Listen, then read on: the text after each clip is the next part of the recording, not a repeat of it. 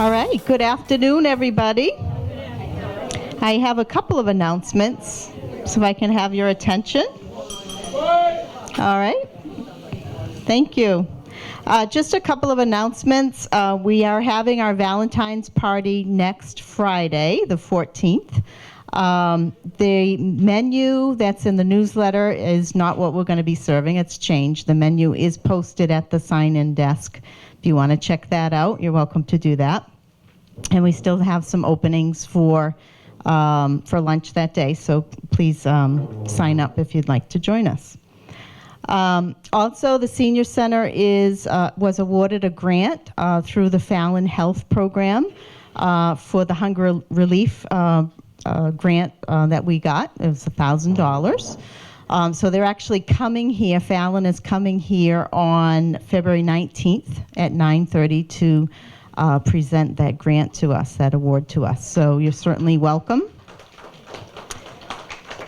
Yeah, everyone's welcome to come, and that was actually used for our Thanksgiving meal project that we had back in November. So we appreciate Fallon for giving us that opportunity to receive that grant. I just got some news from Shine regarding a Social Security phone scam that's going on right now, so I wanted to alert everybody about that. And I'll read that to you. It says the Inspector General is warning seniors that scammers are not only calling and pretending to be government employees, they're threatening legal action and demanding money or gift cards. They are now sending fake documents by email to you to convince you to do what they ask. So some of the documents even look like the official Social Security letterhead. So be very careful with that. Social Security does not send official reports by email. Social Security will never threaten you with arrest or legal action.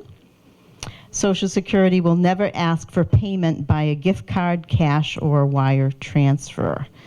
Okay, so be careful with that. Social Security will send you a letter by mail if there's any issues regarding your account.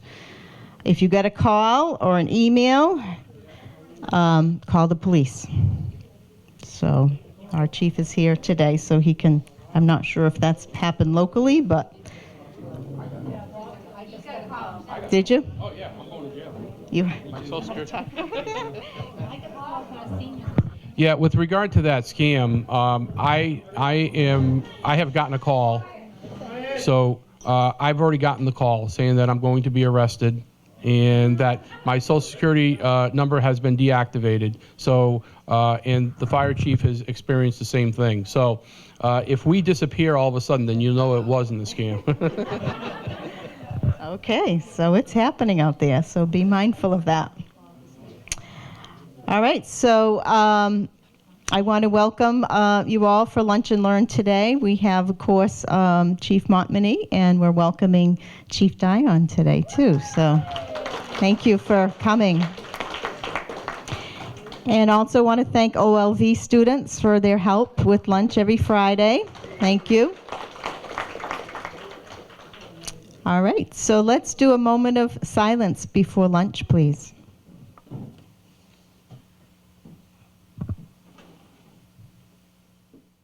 Ladies and gentlemen, thank you for coming to another Lunch and Learn. I'm Chief Montminy. I probably have made the rounds and said hello to all of you before.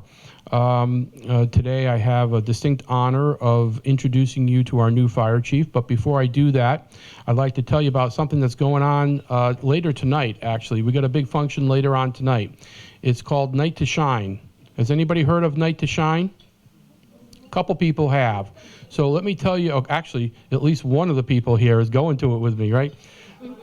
So, Night to Shine, what it basically is it's an event sponsored by the Tim Tebow Foundation, and it's, for lack of a better term, it's basically a prom for special needs kids. So they really do it right. What they're going to do is they're going to hold it at the Faith Fellowship Church, and there's going to be a red carpet. There's going to be, the kids are going to be taken to the event by limousine. There's going to be paparazzi taking photos. There's going to be a place for music and dance. There's going to be a place for karaoke, There's going to be face painting and all kinds of things. And then we're going to provide them with the best meal we could, which turns out to be Chick-fil-A. So Chick-fil-A is providing the sandwiches and the French fries, which the kids will like. And so they spend the entire night with a buddy. Each person's got a buddy.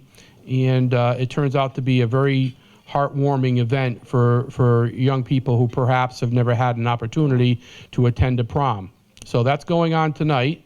And thank you to all our volunteers. Jean also is volunteering to go. So I browbeat her into volunteering for this program. And that's pretty... Oh, Trina's going too, right?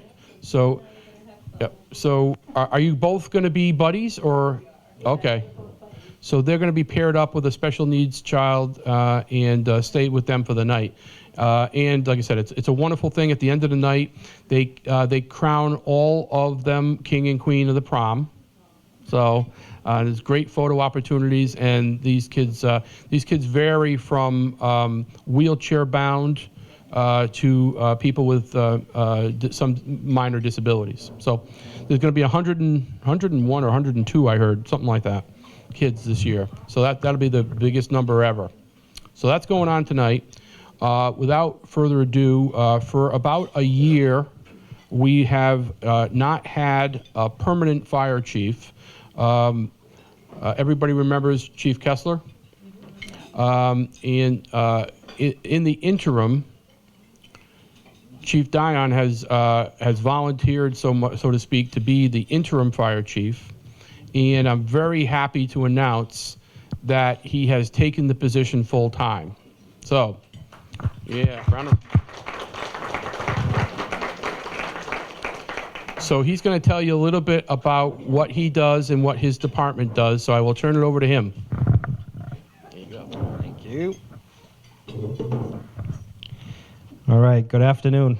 Thank you for having me here today. It's a pleasure to be with everyone. Before I talk about the fire department, I wanted to just tell you a little bit about myself. Being a new face in the room to most of you, in case you were wondering where did this guy come from, I actually have lived in Uxbridge all my life, with the exception of the first 2 years of my life. So when I grew up on Cross Street.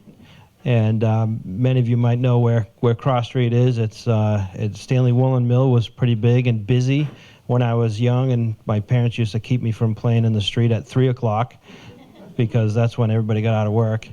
And I used to also actually sit on the sidewalk and watch the fire trucks drive down the street to Calumet Court pretty much on a daily basis because someone burnt their toast or food, and some things just don't change. Today, we're going to keep this nice and informal. If you have any questions, feel free, just yell them out. If you were a school teacher, you have to raise your hand.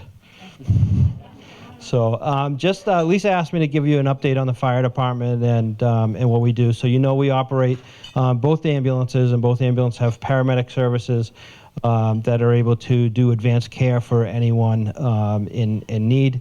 And then, of course, the fire department includes all the trucks, and we do normal firefighting and EMS that you would expect. Additionally, we have some programs that help us to get out into the community. One of those being the SAFE program, and I mentioned that one because we specifically have a grant that funds our Senior SAFE program, which, how many of you are familiar with the Senior SAFE program? Okay, so that program actually gives us, like I said, the funds to bring firefighters out into the community to assist with seniors specifically. Some of those things that we can assist with, things like coming to your home and helping you to check your smoke detectors, making sure that they're operating, seeing if they need the batteries changed or if they're out of service. We do have a stockpile of smoke detectors and carbon monoxide detectors at the fire department. If you don't have those, please let us know, let Lisa know, and we can make sure that we get those to you. We can also come to your house and put them up. That's some of the money, that's some of what the funds pay for. are those smoke detectors. We'll also come out, help you to understand if there's things in your home that might be a hazard to you, tripping hazard or things of that nature. We have firefighters that can come out and help you kind of understand what what might be helpful for you to know around the home. Additionally, does anyone have a key box on their home? Okay, yeah, so the key box program is a great program. If you were to fall or to be injured in your home and you're not able to get to your door to unlock it and there isn't anyone else living with you, those key boxes are important. Those, you can come to us, tell us you'd be looking for that type of thing. What it is, it's a lock box that goes on the outside of your house on a railing, or we have some that can actually go onto a house, and that keeps your house key in it. No one has access to that key box except for the fire department. So that way, if you have, if you're hurt in your home and you need to call us, we have a way to get into your house. We use our key to open that key box to get at your door key, so that we can get into the home. It's a great program. We've been using it for many years, and it has helped us to get to many people who have been in need. So if you're interested in that also, you can either let me know, or while you're here, talk to Lisa, and we can get those key boxes out to you. Some additional things, like when we come out, do you have flashlights, right? We can supply you with flashlights. If the power goes out and you need to see where you're going, flashlights are very useful. We kind of push that thing, so that is also something that we can help with. Let's see. I guess lastly, you've all seen the new fire station. I would say thank you very much. I know that you all vote in town, and you're all taxpayers in town. It has been a godsend to us. The old station, while it served us well for many years, it was time for it to be updated, and this new fire station has been fantastic for the guys and for our operation. So I'd say thank you for that. Does anybody have any questions? Yes. Hi, I live in Crown and Eagle. Yep. What kind of access do you have? Like if I fell or something, I can't get to my door to unlock? Sure. Yeah. No, that's a great question. And actually, Crown and Eagle, Calumet Court, Centennial Court, we have access to all those facilities. So they have key boxes on the outside of the building that have a master key, so we can get into any of the apartments if somebody needs help. Mm-hmm. Anyone else? All right, quiet crowd today.